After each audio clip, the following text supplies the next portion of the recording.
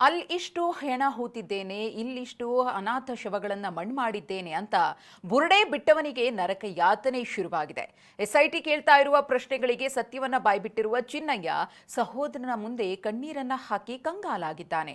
ಇನ್ನು ಬುರುಡೆ ಎಲ್ಲಿಂದ ತಂದಿದ್ದು ಅನ್ನೋ ಬಗ್ಗೆ ವಿಚಾರಣೆ ನಡೆಸಿರುವ ಪೊಲೀಸರು ಸ್ಫೋಟಕ ಸಂಗತಿಗಳನ್ನ ಬಯಲು ಮಾಡಿದ್ದಾರೆ.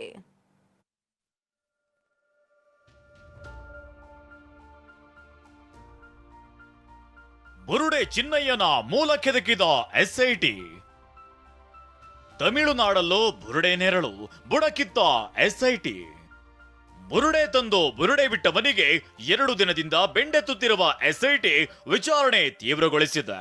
ಈಗಾಗಲೇ ಎಲ್ಲ ಸತ್ಯವನ್ನ ಕಕ್ಕಿರೋ ಚಿನ್ನಯ್ಯ ಎಸ್ಐಟಿ ಕೇಳಿದ ಎಲ್ಲ ಪ್ರಶ್ನೆಗಳಿಗೂ ಉತ್ತರಿಸುತ್ತಿದ್ದಾನೆ. ಮೊನ್ನೆ ದೆಹಲಿ ಲಿಂಕ್ ಕೆದಕಿದ್ದ ಎಸ್ಐಟಿ ನಿನ್ನೆ ಮಂಡ್ಯ ತಮಿಳುನಾಡಿನಲ್ಲಿ ಬುರುಡೆಯ ಅಸಲಿಯತ್ತು ಹುಡುಕಿದೆ. ಕೋರ್ಟ್ ಮುಂದೆ ಬುರುಡೆಯನ್ನ ನಾನೇ ಅಗಿದು ತಂದೆ ಎಂದಿದ್ದ ಚಿನ್ನಯ್ಯ ಶನಿವಾರ ವಿಚಾರಣೆ ವೇಳೆ ನಾನು ಅಗಿದು ತಂದಿಲ್ಲ ಅಂತ ಹೇಳಿದ್ದ. ಈ ಗೊಂದಲಕಾರಿ ಹೇಳಿಕೆ ನೀಡಿದ್ರಿಂದಲೇ ಪೊಲೀಸರು ಮಾಸ್ಕ್ ಮ್ಯಾನ್ ಅನ್ನ ಲಾಕ್ ಮಾಡಿದ್ರು. ನಿನ್ನೆ ಬುರುಡೆ ಎಲ್ಲಿಂದ ತಂದ್ರು ಅನ್ನೋ ಬಗ್ಗೆ ತೀವ್ರ ವಿಚಾರಣೆ ನಡೆಸಲಾಗಿದೆ. ವಿಚಾರಣೆ ವೇಳೆ ಚಿನ್ನಯ್ಯ ಹಲವು ವಿಚಾರಗಳನ್ನ ಬಯಲು ಮಾಡಿದ್ದಾನೆ. ಹೀಗಾಗಿ ಚಿನ್ನಯ್ಯಗೆ ಮಹೇಶ್ ತಿಮರೋಡಿ ಆಶ್ರಯ ನೀಡಿದ್ರು ಎನ್ನಲಾಗಿದ್ದು, ತಿಮರೋಡಿಗೂ ಸಂಕಷ್ಟ ಎದುರಾಗುವ ಸಾಧ್ಯತೆ ಇದೆ.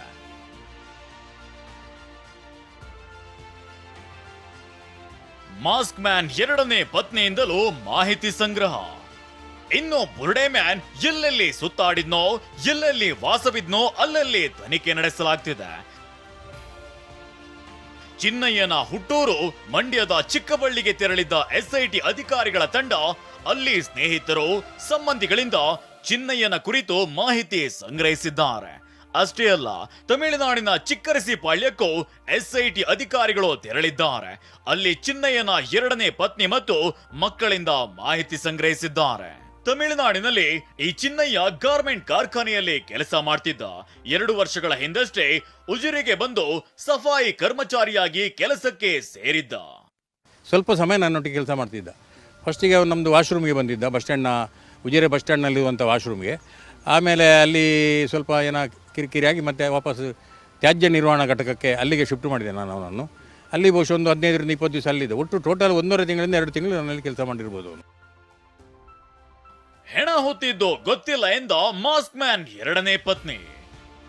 ಟಿವಿ9 ಜೊತೆ ಎಕ್ಸ್ಕ್ಲೂಸಿವ್ ಆಗಿ ಮಾತನಾಡಿದ ಮಾಸ್ಕ್ ಮ್ಯಾನ್ 2ನೇ ಪತ್ನಿ ಹೆಣ ಹೊತ್ತಿದ್ದ ಬಗ್ಗೆ ನನಗೆ ಗೊತ್ತಿಲ್ಲ ಎಂದಿದ್ದಾರೆ. ಹೆಣಗಳನ್ನು ಹೂತಾಕ್ತಾ ಇದ್ದೇನೆ ಅಂತ ಹೇಳಿದ್ರ ಅಮ್ಮ? ಏನಾದರೂ ಕ್ಲೂ ಕೊಟ್ಟಿದ್ರಾ? ತಮಗೇನಾದ್ರು ಗೊತ್ತಿತ್ತಮ್ಮ? ಇಲ್ಲ ಸರ್, ಅದೆಲ್ಲ ನನಗೆ ಗೊತ್ತಿಲ್ಲ ಸರ್. ಆದರೆ ಪಕ್ಕದ ಮನೇಲಿ ಅವರು ಇವರು ಆ ಕಡೆ ಈ ಕಡೆ ಹೋಯ್ತಾರೆ ಗಂಡಸರು. ಆದರೆ ಎಲ್ಲಿ ಹೋಯ್ತಾರೆ ಬರ್ತಾರಂತಲ್ಲ ನಮ್ಗೆ ಗೊತ್ತಿಲ್ಲ ಸರ್. ಹಂಗೆ ಏನು ನನಗೆ ಗೊತ್ತಿಲ್ಲ ಸರ್. ಕೆಲಸನೇ ಮಾಡ್ತಾಯಿದ್ವಿ ಸರ್ ಇಬ್ಬರು. ಅವರ ಅಣ್ಣ ಅಕ್ಕ ನಾವು ಎಲ್ಲ ಒಟ್ಟಿಗೆ ಇದ್ವಿ ಅಲ್ಲಿ ಪಕ್ಕದ ಮನೆ. ಅವರು ಕೆಲಸಕ್ಕೆ ಹೋಯ್ತಾಯಿದ್ರು. ಆವತ್ತು ಅದೇ ಬರುವಂಗೆ ನಾನು ಕೆಲಸಕ್ಕೆ ಹೋಗ್ತೀನಿ, ಒಂದು ತಿಂಗಳು ಆದಮೇಲೆ ಬರ್ತೀನಿ ಹಂಗಂತ ಹೇಳಿದ್ರು. ಹಂಗಂತ ಹೋದವ್ರು ಸರ್. ಮತ್ತೆ 1 ವಾರ 10 ದಿನ ಆದಮೇಲೆ ಟಿವಿನಲ್ಲಿ ನಾನು ನೋಡ್ತಾ ಇದ್ದೆ, ಅಲ್ಲಿದ್ದರು ನಮ್ಮ ಯಜಮಾನ್ರು. ಹಾಗಂತ ಹೆಂಗೆ ಹೋದ್ರು ಏನಂತ ನಮ್ಗೆ ಗೊತ್ತಿಲ್ಲ ಸರ್. ಬುರುಡೆ ಮ್ಯಾನ್ ವಿಚಾರಣೆ ವೇಳೆ ಸಹೋದರ ತಾನಾಸಿಯನ್ನ ವಿಚಾರಣೆ ನಡೆಸಲಾಗಿದೆ.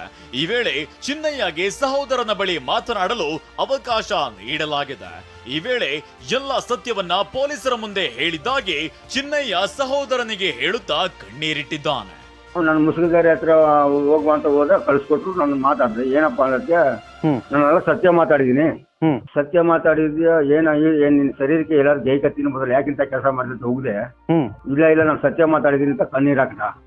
ಕಣ್ಣೀರ್ ಹಾಕಕ್ ಮುಂಚೆ ನೀನ್ ಮುಂದ್ ತಿನ್ಬೇಕಾಯ್ತು, ಯಾಕೆ ಈ ತರ ಮಾಡ್ಕೊಳ್ತೇನೆ ನೀನ್ ಅನ್ನ ತಿನ್ನ ಬಾಯಿಲಿ ಅಂತ ಹೇಳ್ದೆ. ಇಲ್ಲ ನಾನು ಎಲ್ಲ ಸತ್ಯ ಒಪ್ಪಿದ್ರೆ ಸತ್ಯ ಹೇಳಿದೀನಿ ಬಿಡು ಅಂತ. ಎಸ್ಐಟಿ ವಿಚಾರಣೆ ವೇಳೆ ಈ ಚಿನ್ನಯ್ಯ ಗಿರೀಶ್ ಮಟ್ಟಣ್ಣನವರ್ ಮತ್ತು ಮಹೇಶ್ ಶೆಟ್ಟಿ ತಿಮರೋಡಿ ಜೊತೆಗಿನ ನಂಟಿನ ಬಗ್ಗೆಯೂ ಹೇಳಿಕೊಂಡಿದ್ದಾನೆ ಎನ್ನಲಾಗಿದೆ. ಹೀಗಾಗಿ ಎಸ್ಐಟಿ ಇವರ ಮೇಲೂ ಹದ್ದಿನ ಕಣ್ಣಿಟ್ಟಿದ್ದಾರೆ. ನೋಟಿಸ್ ನೀಡಿ ವಿಚಾರಣೆಗೆ ಕರೆಸೋ ಸಾಧ್ಯತೆ ಇದೆ. ಪೃಥ್ವಿರಾಜ್ ಜೊತೆ ಅಶೋಕ್, ಟಿವಿ9 ಧರ್ಮಸ್ಥಳ.